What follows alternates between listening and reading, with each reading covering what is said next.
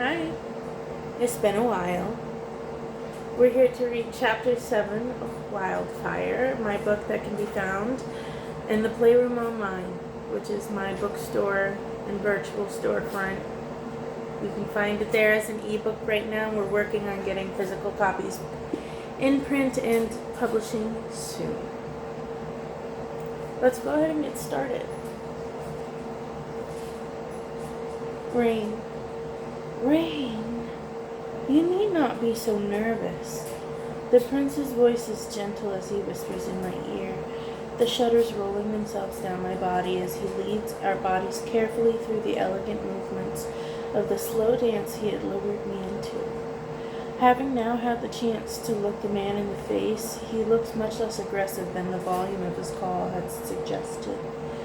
His handsome face kept soft as he gazes down at me with a fiery fondness that makes my very nerves stand on end. I've not ever had the chance to see the paintings of His Highness, for there are few.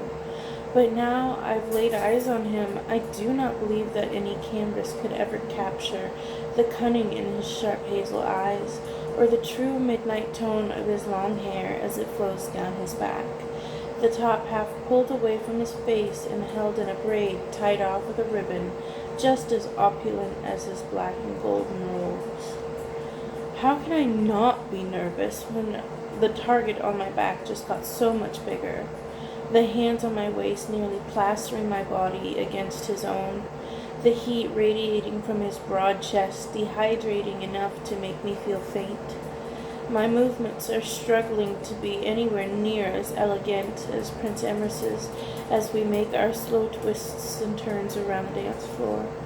Surely he must know that having me be his companion for his first turn around the floor would border on scandalous, since I should not be here in the first place.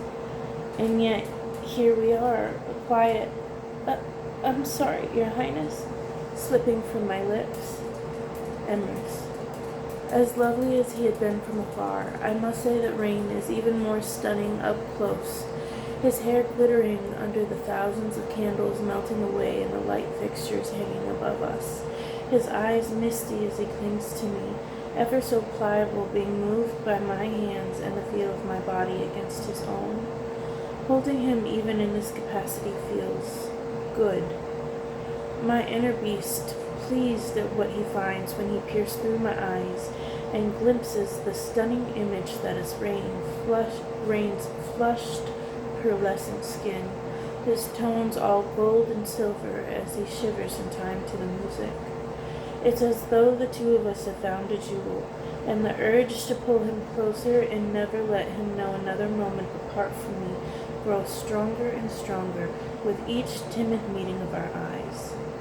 He is so shy in his mannerisms, in the way he holds himself to me without letting himself completely lean into my embrace, the way the gold in his eyes flares to life with an eerie glow every time he feels my fingers flex themselves into his sides. His temperament is every bit as calm as I had hoped it was, and he seems well-mannered, ever gentle as he determinedly keeps track of his feet so as not to step on mine in our entanglement. What plagues you so that you cannot let yourself relax with me?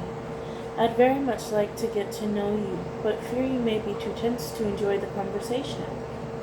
Not that it isn't an endearing trait, his nerves causing the flush built up in his cheeks to deepen even more before he answers me. Your Majesty, I'm fearful that the other guests may take offense to this, to you insinuating yourself to be my suitor when this morning it was thought that I wouldn't be allowed here to begin with. To us dancing. His answer is just as stiff as his shoulders become when the song starts to morph into the next tune, and I still keep my hands around his delicate waist. Rain. At first, the loss of one of Prince Emers's hands around my waist comes as a relief, my mind immediately hoping that he's intent on releasing me only to find our feet scrolling to a stop so that he might cut my cheek and pull my face and gaze upwards, his next words stunning me even more than his actions. Rain, I've not been able to look away from you since you first entered this room. I do not think anyone here could fault me for listening to my instincts when they so loudly drive me towards you. The words caused my already anxiety-weakened knees to give out entirely, the arm around my waist growing ever tighter as he catches me and holds me upright, pulling me in close to himself with a whispered, "Careful." Sorry. You cannot mean that.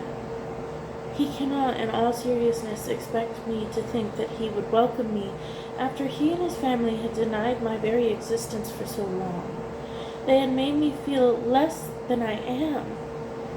They had been personally responsible for crafting the odd estrangement blossoming between my parents and I as they struggled to accept that even though they think of me as their son, the rest of the world would prefer it if they left me to live out the rest of my life in the shadows of their home as a nameless, faceless guest and nothing more.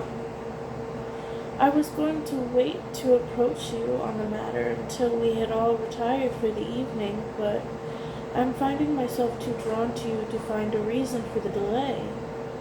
Rain, the one I want to be my bride is in my arms, and I would prefer that he stay there for the rest of the evening. Imrus.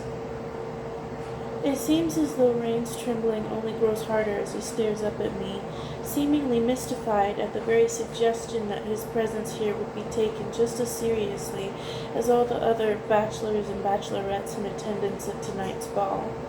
I cannot resist the urge to draw my hand down to his beautiful face until my thumb can stroke his plump bottom lip while I enjoy the feel of him clinging to me for support. Prince Imrus! The disbelief on his face could almost be taken as an offense, though I know it is likely his own timidness that leads him to the conclusions he's come to in his head.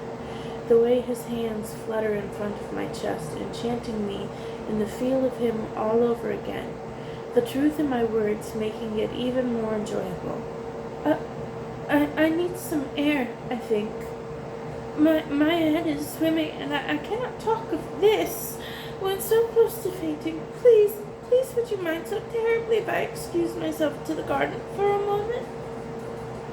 The words are whimpered, his body language broadcasting just as mine had been. The words are whimpered, his body language broadcasting that just as mine has been. His words are also true.